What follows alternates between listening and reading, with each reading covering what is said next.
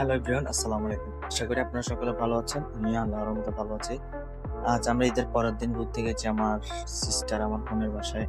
যেটা আবার চট্টগ্রামের বাঁশখালীতে ওরা থাকে। সেখানে আমরা ঘুরতে গেছি আমার ফ্রেন্ড পিয়াসকেও নিয়ে। আমার বন্ধু আমরা সব প্রায় সময় একসাথে ঘুরি।